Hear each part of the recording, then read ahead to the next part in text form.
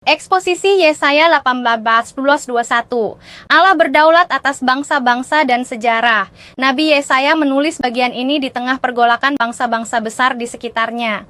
Melalui nubuat terhadap Ethiopia, Mesir, Babel, Duma, dan Arabia, Tuhan menegaskan bahwa Dialah yang memegang kendali atas sejarah manusia. Kuasa, ekonomi, dan hikmat manusia tidak dapat menggantikan kedaulatan Allah. Ia bekerja dalam waktu dan caranya sendiri tidak tergesa, tetapi juga tidak pernah lengah. Yesaya 18, ucapan ilahi terhadap Ethiopia. Pasal ini merupakan seruan kepada bangsa Ethiopia, sebuah bangsa kuat dan berpengaruh di Afrika Timur. Mereka dikenal karena kekuatan politik dan diplomasi, tetapi Yesaya menegaskan bahwa kekuatan manusia tidak dapat menggantikan kehendak Tuhan. Allah memanggil dunia untuk memperhatikan karyanya, ayat 3, sebab ia sedang bekerja meskipun tampak diam.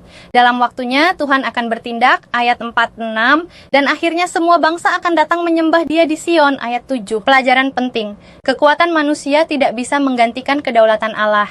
Tuhan bekerja dalam waktu dan caranya sendiri. Kesunyian Tuhan bukan ketidakhadiran, melainkan strategi kasih untuk menguji hati manusia. Tujuan akhir sejarah adalah kemuliaan Allah melalui penyembahan semua bangsa. Yesaya 19. Ucapan ilahi terhadap Mesir. Yesaya menubuatkan penghakiman atas Mesir. Tuhan mengguncang seluruh sistem kehidupan mereka, mulai dari politik, ekonomi, hingga spiritualitas. Akan terjadi perpecahan internal, ayat 2, kekacauan batin, ayat 3, penindasan politik, ayat 4, dan kehancuran ekonomi nasional, ayat 5-10. Para penasihat yang dianggap bijak ternyata bodoh, ayat 11-15, dan seluruh bangsa diliputi ketakutan, ayat 16. Namun penghakiman ini tidak berakhir dalam kegelapan. Allah membuka pintu pengharapan. Bangsa-bangsa yang bertobat akan mengenal Tuhan, ayat 18-21, menerima pemulihan, ayat 22, mengalami perdamaian di antara bangsa-bangsa, ayat 23-24, dan akhirnya memperoleh berkat Allah, ayat 25. Pelajaran penting, hikmat manusia tanpa Tuhan adalah kebodohan. Kasih karunia Allah melampaui batas suku dan bangsa. Semua ketergantungan duniawi bisa gagal tanpa anugerah Tuhan. Damai sejati hanya ada ketika bangsa-bangsa tunduk kepada Kristus, satu-satunya jalan yang mempersatukan umat manusia. Yesaya 20. Nubuat terhadap Mesir dan Ethiopia. Yesaya diperintahkan Tuhan melakukan tindakan simbolis, berjalan tanpa pakaian luar dan tanpa alas kaki. Ayat 1-2. Ini adalah tanda penghinaan yang akan dialami Mesir dan Ethiopia saat ditaklukkan Asyur. Tindakan ini menggambarkan bahwa semua bangsa yang berharap pada kekuatan politik dan militer akhirnya akan dipermalukan. Ayat 3-6. Pelajaran penting, Tuhan kadang menegur dengan cara yang mengejutkan untuk menggugah hati umatnya. Ketaatan kepada panggilan Allah lebih utama dari kenyamanan dan reputasi pribadi. Iman sejati diuji lewat ketaatan yang sulit. Yesaya 20 menegaskan bahwa iman sejati bukan pada kekuatan dunia, tetapi pada Tuhan semata. Yesaya 21, Babel, Duma, dan Arabia. Babel, ayat 1-10. Yesaya melihat dalam penglihatan ilahi tentang kehancuran Babel, simbol kesombongan dunia.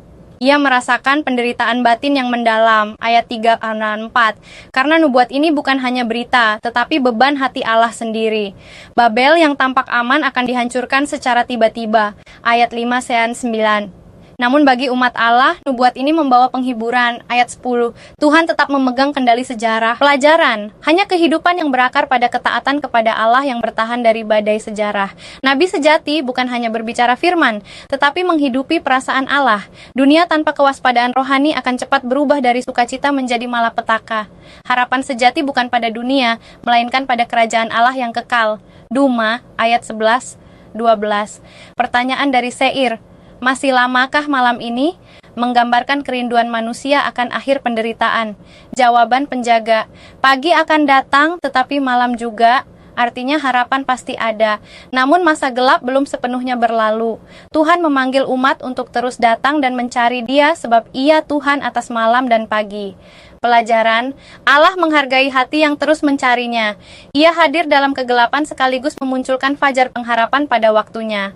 Arabia, ayat 13-17. Yesaya menubuatkan keadaan pelarian dan kehilangan keamanan akibat perang.